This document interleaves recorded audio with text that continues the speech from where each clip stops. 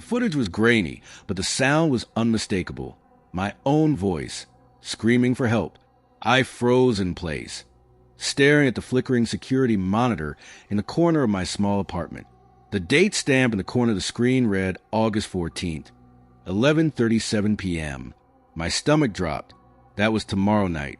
In the video, I was running, barefoot, my hair soaked with rain, the corridor outside my apartment dim and claustrophobic. Then, a shadow emerged from the far end of the hallway, tall, faceless, moving faster than any human should. I turned toward my door, fumbling for the handle. But the thing caught up with me. The camera cut to static. I slammed the laptop shut. My hands were shaking. How could there be footage of something that hadn't happened yet? It all began when my upstairs neighbor, Jonah, asked me to help him fix the shared security system. He'd been paranoid lately, claiming he'd been hearing noises outside his apartment at night. I didn't really believe him. I figured it was just the old building settling, pipes rattling, the usual. But Jonah was the kind of man who always expected the worst. That evening, we sat cross-legged on the dusty floor of the building's storage room, the smell of mildew heavy in the air. Jonah's laptop was hooked up to the security DVR box, a mess of tangled cables snaking across the concrete. "Look at this," Jonah muttered, clicking through the files. "They're dated wrong. The system's been recording future dates." I almost laughed. How's that even possible? He just stared at the screen, his expression pale. "You tell me." That's when I saw it. The file labeled August_14_11_37pm.mp4. Jonah clicked it open. My pulse began to race before I even knew why. The person in the video was me. My clothes, my hair, even the slight limp I'd had for weeks after spraining my ankle. I was running for my life, looking over my shoulder as that dark silhouette closed in. The way I screamed, I didn't know my voice could sound like that. Is this some kind of sick joke? I demanded, my voice shaking. But Jonah looked just as terrified as I was. He leaned back, rubbing his temples. This isn't the first one. There have been others. Different people in the building. And every time the footage came true. I wanted to tell him he was insane, but the look in his eyes stopped me. I went back to my apartment, tried to convince myself it was a prank. Maybe Jonah had edited the footage. Maybe it was a glitch. I told myself 100 lies before I finally fell asleep, but I couldn't stop thinking about it. If that was tomorrow, then I had less than 24 hours to figure out what it meant or how to stop it. The next morning, the building felt wrong. Too quiet. The air thick and heavy, like a thunderstorm was coming. I noticed details I'd never paid attention to before. The flickering light in the hallway, the faint smell of damp wood, the way my apartment door's lock sometimes stuck. All the things that could slow me down if I ever needed to run. By afternoon, I decided I wasn't staying here tonight. I'd go to a friend's place, maybe book a hotel. But as I packed a small bag, my phone buzzed.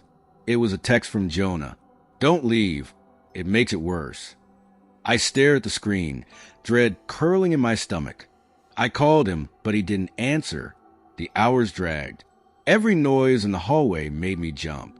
I found myself checking the clock constantly, counting down to 11:37 p.m. The idea of hiding felt childish, but I ended up sitting in my kitchen with a knife in my hand. My eyes darting between the clock and the door. At 11:30, the rain began, just like in the video. My hands were sweating. I told myself that I'd just stay in here, locked inside, and nothing could happen. But then, 3 sharp knocks echoed through the apartment. I froze. It wasn't Jonah's knock.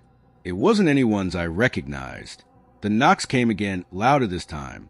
Then a voice, a man's voice, low and urgent. "Help me, please."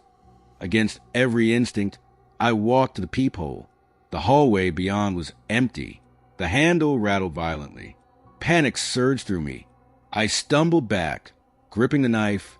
The rain outside grew heavier, drumming against the windows. The door swung open. Though I knew I had locked it, there was no one there. But the lights in the hallway began to flicker, casting the corridor in jerky flashes of brightness and shadow. And then I saw it, the shadowy figure from the footage. At the far end of the hallway, standing perfectly still. Its shape was wrong, human-like, but stretched, too tall, too thin. I felt my body move before my mind caught up. I bolted into the hallway. The rain hit me instantly through an open side door, soaking me to the skin. My bare feet slapped against the floor as I sprinted toward the stairwell. The thing didn't run. It glided. No matter how fast I moved, it was always just a few steps behind. My breath came in ragged gasps. My ankles screamed with pain, just like in the footage. The corridor seemed longer than it should have been, the walls bending, narrowing. I reached my door, fumbling for the handle, my fingers slipping. I could feel it behind me, the air colder, heavier. Then, static. I woke up in my bed, drenched in sweat. My clock read 8:12 a.m. For a moment, I thought it had been a dream, until I saw the muddy footprints leading from my front door to my bedroom. Jonah was gone. His apartment empty, like no one had ever lived there. I checked the security system again. The files were still there. The next one was labeled August_15_11_37pm.mp4. I opened it. This time, it wasn't me in the footage. It was you. Darkness.